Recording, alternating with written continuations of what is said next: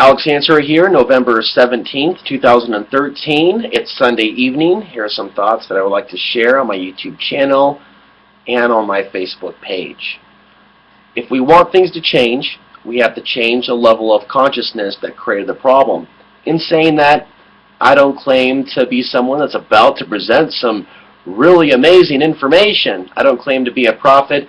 I don't claim to have some secrets of success up my sleeve. But if we want to change the world as a whole, we have to start with ourselves.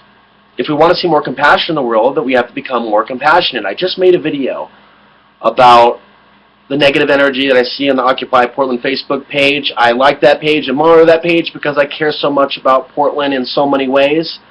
And I'm concerned about certain events taking place here in the future as things break down even more. So I made a video about the negative energy on that Facebook page in order to get people to think about their consciousness, because if we keep throwing around negative energy and accusing others of certain things, and that includes myself as well, okay, I'm real quick as well to call someone a racist if they support dictators murdering people that did nothing to this country on 9/11. That's a knee-jerk reaction of my own.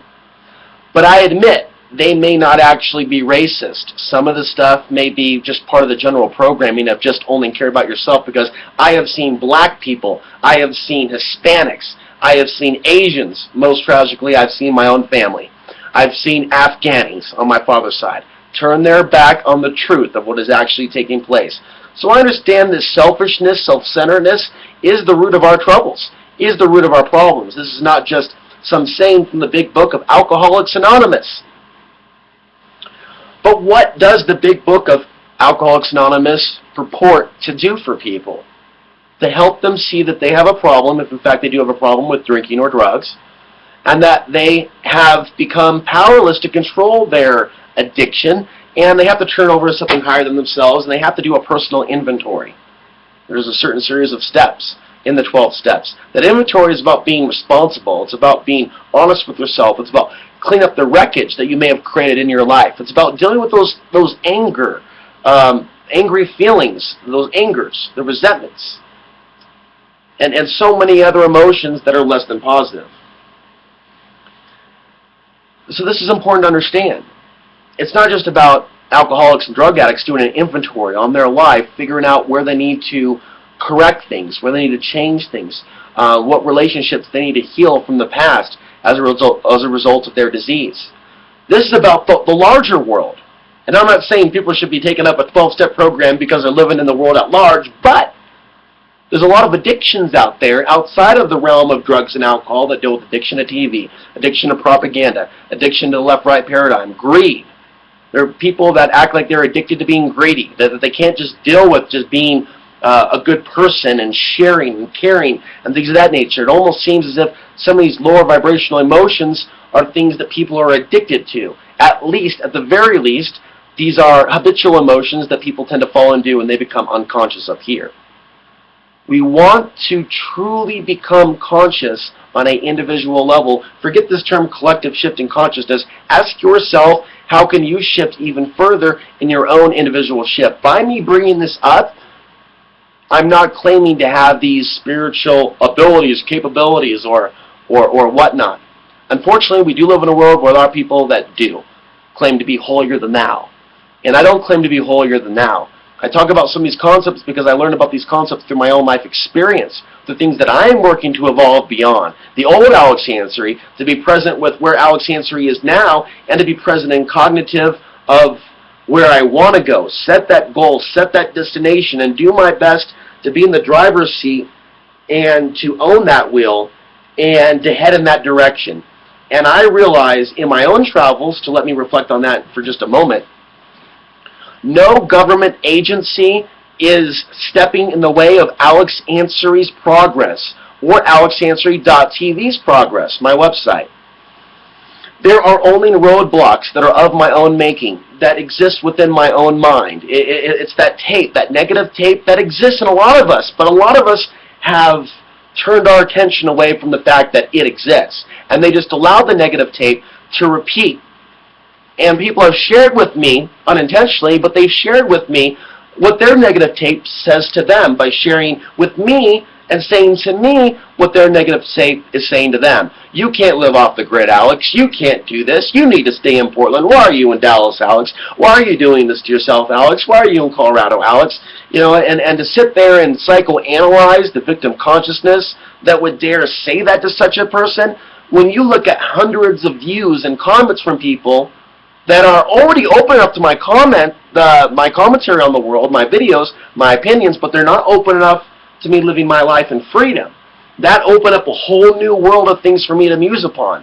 I was already of the mindset that, you know, the enslavement that we need to overcome, the cage that we need to escape, the prison that we need to free ourselves from is a prison of the mind, a cage of the mind. It's not necessarily physical, even though there's a lot of attention on the physical cage, on the physical prison. But we need to deal with our own mind, our own limited perceptions. And if people are in a limited perception that someone can't live off the grid, that someone needs the grid, that someone needs a lot of money, that someone needs a job, that someone needs this, that someone needs that, someone needs to look a certain way, let me tell you this, when you're on the path to judging how someone looks, and you don't know that maybe their genetics cause them to look a certain way, that maybe your genetics for some reason are put off by, that's not exactly racism, but that is your own biology, your own animal self that is in the five sense reality, the unspiritual animal, not the spiritual animal that's in balance with nature. I mean the parasitic, carnivorous, you can even say cannibalistic animal that only seeks to eat flesh and fuck and poop, and at some point passes on, the body passing on while the spirit goes somewhere else. The aggressive mammalian Homo sapien animal in many forms and throughout time, certain genetic aspects of this Homo sapien animal that's disconnected from a spiritual self has waged war and murdered and slaughtered people from around the world, killed the men, raped the women. This is the theme that we see from the spirit of evil throughout time. Nothing has changed. In fact, it's actually even more obvious now with the advent of the internet, with the advent of YouTube, with the advent of some of the social media technologies that a lot of us are privy and privileged to be able to use in this day and age. Despite all the darkness, we live in the age of the global reporter, as I mentioned in another video that I did earlier in the day.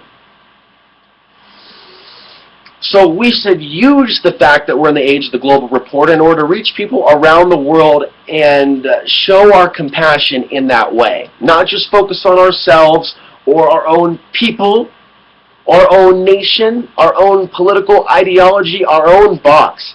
These boxes are enslaving us, and if we want to change the world at large, we got to start thinking about how we get outside the box. Are we in a box? What kind of a box are we in? Are we in a racial box?